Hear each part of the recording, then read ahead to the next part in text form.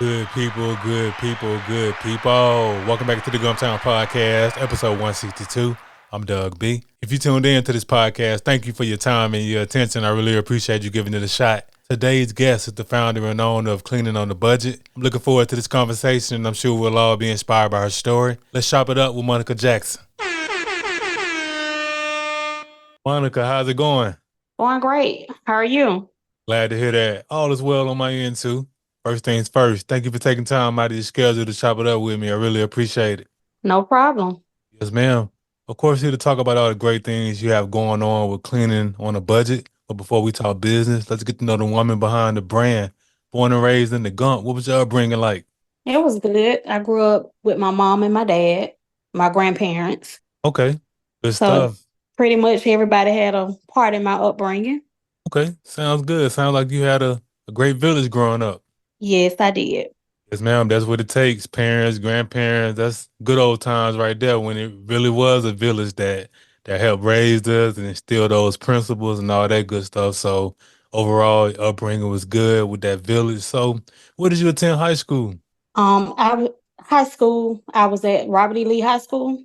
Ah, you went to Lee U, best school in the Yes, city. best school in the city. I don't know nothing about this Percy Julian stuff they be talking about. I still know about Lee. I I tell people all the time. My diploma said Robert E. Lee. It don't say Percy Julian. Yes, ma'am. Absolutely. Likewise. So after you graduated from high school, did you go to college, military, or you went right to work? I went to college. Went in and did dental assisting. I dabbled a little bit, didn't really care for it. And then I did medical assisting, didn't really care for it. I took some classes in massage therapy. Um, I kind of enjoyed it, but then I started feeling like I needed to fulfill what I want to do. Because in order for you to work and make money, you got to do something you enjoy. So I was dibbling and dabbling till I figured out that what I wanted to really do. I started out with my first business, which is crafting. It was enjoyable, it was therapeutic. And then I didn't like cleaning up growing up. My mom, she was like, you had to clean up. If you go to sleep and things are still in the dish in the sink, you got to get up and you got to wash some dishes. So I hated cleaning up. I hated washing dishes. I used to get in trouble. I'd get a whooping before I wash some dishes or clean up. But as I grew up and I instilled it in my kids and started having kids, that's what I enjoyed. I enjoyed cleaning up. When I get stressed out, or when I feel overwhelmed, I get up and I clean up, and I still do it to this day. Hmm. That's amazing. I appreciate you for sharing that. And the thing that is so dope about your story, when you talk about it, you would identify something wasn't for you and you would pivot to the next. That takes a lot of courage, Monica. A lot of people would just stick with dentistry school and would have became a dentist or what a dentist assistant and been miserable, but you had the awareness to know that wasn't what you wanted to do for the rest of your life. I think that's dope. I mean, I went all the way until I got to my clinical classes, and I was like, "This is not what I want to do." And I pivot to something else. I even did therapy. I did psycho classes because I wanted to learn how people think and what was their thinking process. How did they maneuver through classes? How did they maneuver through life? To be funny, I used to want to know how men think, so I Hmm. took classes, but it wasn't what I wanted to do. It didn't fulfill me. And so when I went on to work, I didn't want to just keep working for people and not making any money. And I still wasn't enjoying it. So it's like I was working, I got degrees, I went halfway through, and I was like, this. So what led me to cleaning was it was therapeutic. So I made it into a business. I actually got frustrated with being in Montgomery and going through so many things in Montgomery. So I decided I would move to Florida. So in the process of me moving to Florida, I packed up. People are so shocked. Even my grandmama, she's 95 years old, and she was upset because I jumped up and I left. But I didn't really tell too many people I was leaving. So I packed my kids up and I went to Florida. I drove, pulling my truck 10 hours. But then when I came home to visit in 2022, when I left 5 months later, came home for our family reunion. And my brother had a stroke. So I couldn't leave him. So I stayed here and I left my apartment. I left everything I owned and I stayed here to be with my brother. So I was like, since I got to be back here in Montgomery, I'm going to do what I want to do. And what I wanted was a cleaning service. So I initiated it. I got tired of working for people. I worked for people all the way up until January of 2023. And I started my own business because I had been working in the cleaning field in every industry for 8 years. Now it's been 10 years and I have my own business. Hmm. What a story, Monica. That's amazing hearing you tell your story and even going back to hating cleaning when you was a kid. And that was a different time, different era. I'm from that era when you went to bed and stuff was still messy. You'll get woken up to go clean it up or you get beat out to sleep. You showed me. But And then hey, play my mama yeah. now, she's like, she don't even like to clean up. She don't even want to get up and sweep. She's like, can you come over here and clean up? Wow. Hey, that's a blessing though to have your mom still here, your granny 95 years old, and just hearing you being fed up with Montgomery and wanting to change the scenery and move down to Florida. Again, it just goes back to what I was talking about earlier, just having that self-awareness, being willing to pivot. So what part of Florida did you move to? I went to Sanford, Florida.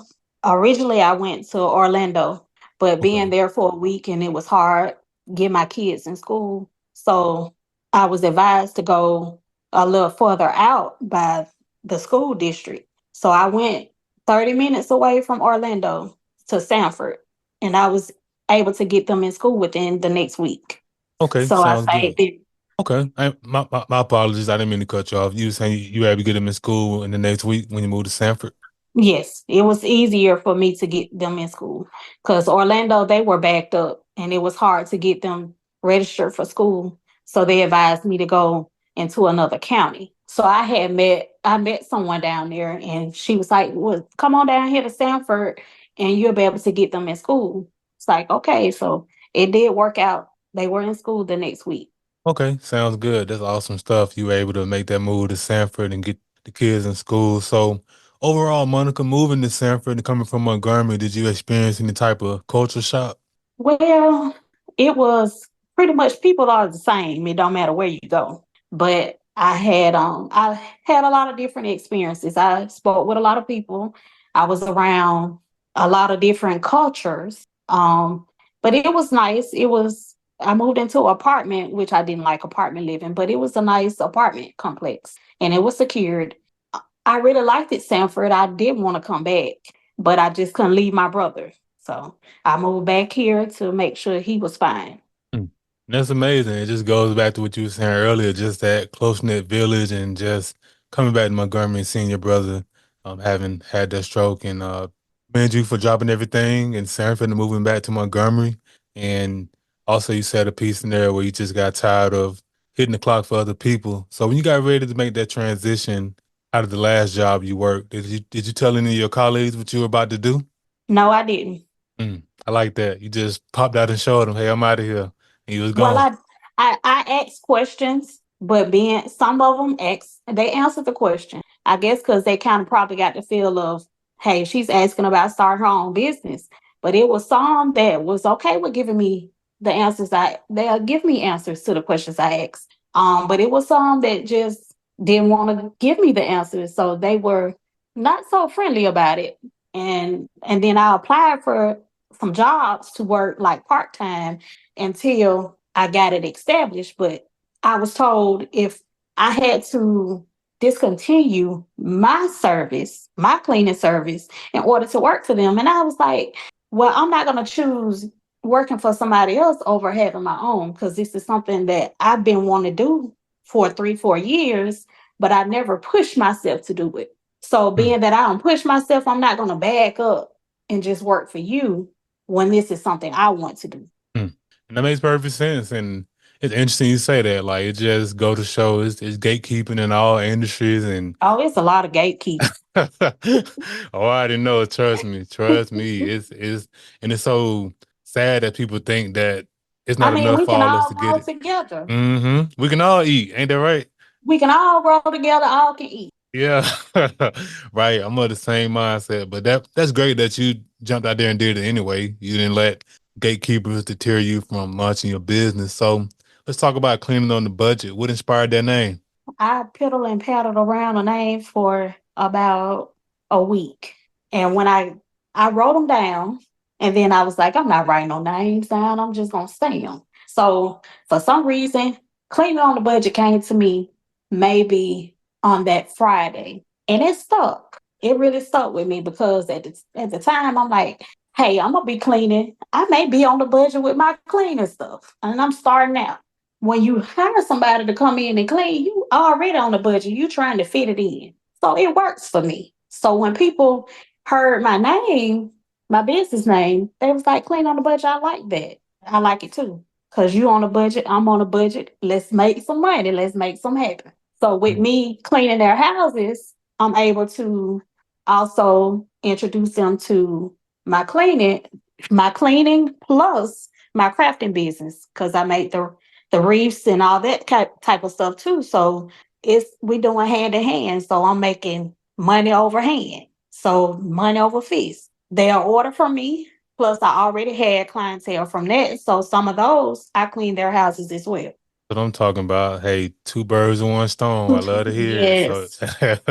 so that's amazing. So I'm just looking at your list of services: after party cleanup, laundry, residential, move outs, commercial, construction cleanup, current residential cleanings. So you more than just a cleaning service. You're doing a lot of great stuff over there, Monica. That's dope. You got to do stuff that you enjoy to make money. You can't just be out here making money and you ain't enjoying it. Mm, I hear so many stories of people hating to go to work. right. You Right. just want to make a dollar, but you if you're not enjoying it, you ain't doing that but wasting your time and theirs just to make a dollar. Mm. Oh, that's amazing. That really is just hearing you talk about loving what you do, and that makes a lot of sense. Like if you ain't loving what you're doing, eventually, like you say, you're just wasting your time and their time, Wasting your and just gonna burn yourself out. You're gonna be full of regret when you look down the road. You know, when you look yes, back. I wanted something for my kids to want to do when they get older. My younger two that are still at home. The older two, one is in college. One is working with my two grandkids, and my younger two kids are with me. They one loves to clean up, and the other one loves to help me when I'm making stuff. So it's something for both of them to do together, so I Hmm. can pass it along to both of them. I like that right there. You talking that legacy talk. You talking about that family business. I like that right there. That's what it's all about. Yes, I encourage people all the time. If you don't have something to leave with your kids, it's gonna be hard for them. That's that's kind of talk I like right there, Monica. Like that's that legacy, like seriously, like your kids, like passing something down to them and giving them a situation where they don't have to start over and start from scratch and get it out the mud. Because in our culture, we talk about getting out the mud as if it's like this badge of honor. Actually, you should want your kids to start on third base, especially if you had to start on first base, you know? Yeah, if I had to learn the business, I don't need them to have to start from scratch because starting from scratch is more work. It's work to get clients, it's work to keep clients, it's work to keep getting clients. But if you don't start off from scratch, so when you pass it on to your kids, they got something to start from rather than starting from the beginning. Because Yes, it was ma'am. hard. It was hard starting out and having to learn it myself because nobody taught me. And then I had a cousin who I was named after of. I love her to death. She always used to tell me, and she still tell me, you don't accept no, Monica. You don't accept no. You keep going till you get a yes. Shout out to your cousin for instilling that in you, just that resilience. Like, hey, keep going. Hey, don't stop. Don't quit. Don't give up. That's what it's all about. Keep going till you get a yes. Hmm. Absolutely. Absolutely. So, as it relates to the business, take us back to your first paid client. Like, do you remember, was it residential, commercial? What was that experience like getting your first paid client? Well, I'm gonna tell you something. Hmm. Started my business, I already had clients because I worked for other companies, but I also had my own client. So I was working for myself without it being a legit business. and working for them. So having my first client that I paid, are you wanting to know about the one before I started my own business or when I actually got my first paperwork? Yes, ma'am. So after you got the paperwork and everything legit and got rocking and rolling, like just take us back to that. Just take it back to that moment when somebody actually booked cleaning on the budget, like your LLC. What was that experience like? And yeah, just take us through the experience itself. It was beautiful. I'm gonna say it like that because I had my cards ready. So every time I clean a house or I clean a building, I always hand out cards. So I was excited to actually hand out my card, being professional, more professional, which I'm always professional, but more professional because I am the owner. So it was beautiful for me. It was exciting. Even though I had this wasn't my actual first client, but it was Right. my first client being a legit businesswoman. So talking to them, walking through, and they was like, "Can you clean now?" So I said, "Well, let me go and change my shirt, and I can get started." So that's what I did. Like that there, Monica. Like, hey, stay ready so you ain't got to get ready. You want to change the shirt, you came back in there and did a great job. That's Did a amazing. great job. Okay, that's all right there. So, as it relates to your first business building, well, yeah, commercial building that you got a chance to clean under your official cleaning on the budget. Take us back to that experience. What was that like? Oh, they were happy. They were nice. They talked to me. And I'm like, okay, can I finish my job? They was steady trying to talk to me and they were happy they hired me. And once I got done, they were pleased. And she gave me a bonus. Okay, went in there and knocked the socks off and went above and beyond with the service and gave you a bonus on top of your work. So it just sounds like those first clients, residential and commercial, you went in there and did your thing. All the time, every time. Yes, ma'am. Absolutely. That's powerful stuff. So have you ever had a scenario where you took on a project and when you got there, it was a little more than you bargained for? And if so, did you go forth with getting the job done or did you decline to move forward? I got a job recently, about 2 months ago. And it was a job that was not in my job description. It was not on my flyer. It was not something I had ever done before. It was a hoarder cleaning. Hmm. And it was not a hoarder trash, it was hoarder clothes and new stuff that she bought just because she saw it on sale. Hmm. That cleaning would have took me every bit of a week, but I was only able to do 2 days before she was not happy with her house being cleaned and she ended the job Hmm. Wow. Wow, wow, because wow. her house had been that way for, from my understanding, for 10 to 12 years. And she wanted it clean. But when they started to get together and it was clean and she was able to walk through without having to walk on clothes or step over stuff, she had a problem with it. Hey, you showed up, put your best foot forward. She I just put my best decided. foot, I put way more than my best foot forward. Absolutely. Yes, ma'am. And like you saying, it's not even one of your services, but you were willing to take on the task. And in the end, you showed up, gave your best effort. She just decided to be done with it. So, hey, salute to you for even taking on that project. That's amazing. Yeah, it was a big project. It was Absolutely. rooms, it was rooms you couldn't even go in because she had so much stuff stacked out coming outside of each door. Mm, So it was a project probably when nobody else had took on. I But believe it. I got half of her house done in 2 days. Mm, wow. Wow, wow, wow. I appreciate you for sharing that experience and wow. So, I But mean, she but asked me the same question you asked. She said, "Is this the worst house you ever seen?" And I said, ma'am, I don't mean to hurt your feelings, but yes. but she asked, so I mean, want to need the line to it. She was like, "Have you been in any other house that look this bad?" She said, "Because I'm so embarrassed." And I said, "No, ma'am, I have never seen a house this bad." She Oh said, wow, "Please don't lie to me." I said, "Ma'am, I'm not gonna lie to you. This is the wow, worst I ever been in." wow. Yeah, that's wow. That's very interesting story. But hey, all in all, hey, you're willing to take on the task and give it a shot. And in the end, like you said, you showed up, put your best foot forward, and that's all that matters. That's all that matter. So whenever I have entrepreneurs on the platform like yourself, I like to talk about three things: the aha moment, action, and audacity. You pretty much already talked about your aha moment. You just got fed up with working for other people. You already doing the business, so it just made sense to transition into working for yourself. Is that pretty accurate? That's pretty accurate. Okay.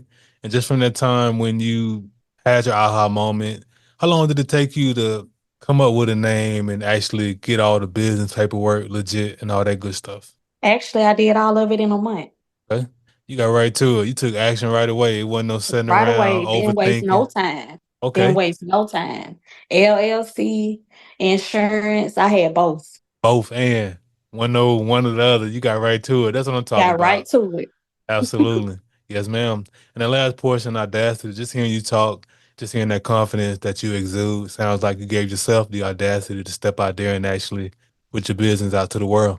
I didn't have a choice. Either I'm gonna sit here and not do anything or get up and do something. Hey, simple as that. That's that's pretty much as simple as it get. And then hearing you talk earlier, having kids and stuff, you definitely didn't have no choice but to give yourself the audacity to get out there and get after it. Yeah, they gotta see that if mama can do it, they can do it too.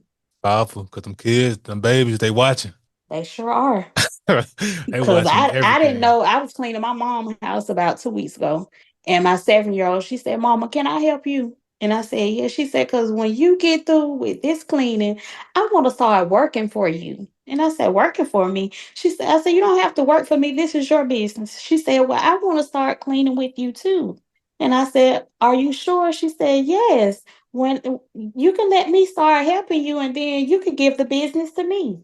And I was like, that's what mom gonna do anyway. That's all right there. Hey, the baby's watching, and that's so cool that your 7-year-old already wants to work for you, work in the family business that you started. So thank you for sharing that.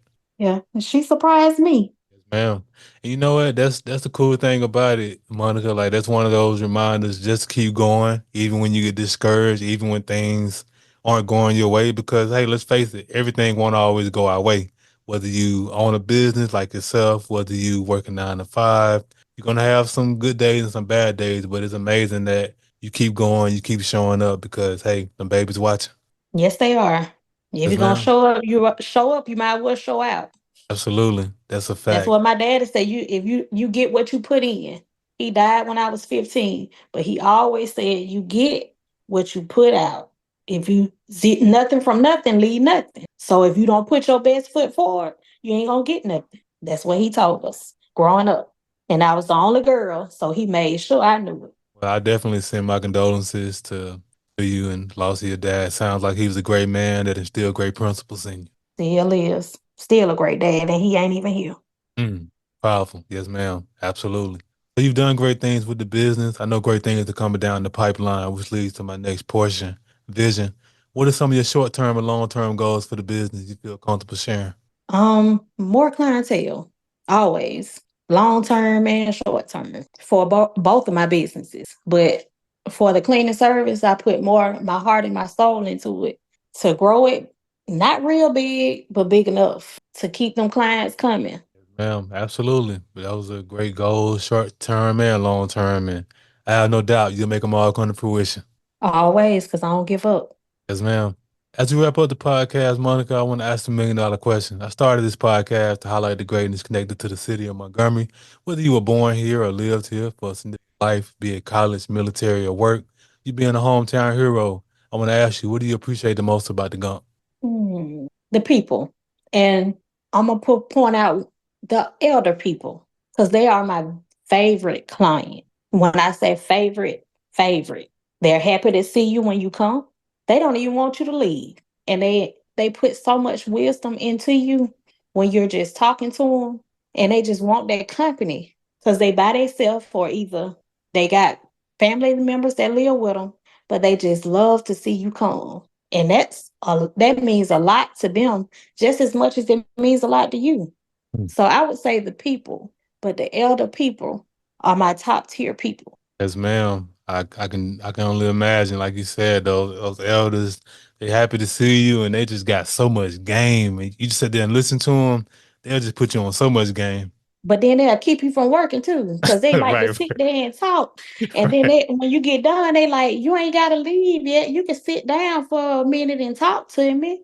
right, But they love to see you coming. They hate to see you leave, but they instill so much wisdom into you. right, You'll never forget them. right. Absolutely. So how can the people connect with you, Monica? What are your social media handles? Facebook is cleaning on a budget. Instagram, cleaning on a budget. Easy. And of course, I'll put all of that information in the description of the episode. Hey, Monica, thanks again for the conversation. I really appreciate you. No problem. Yes, ma'am. Good people, that concludes another dope episode of the Gumptown Podcast. In the meantime, in between time, y'all know what to do. Be blessed, be safe, but most importantly, have the audacity to be you. Go on.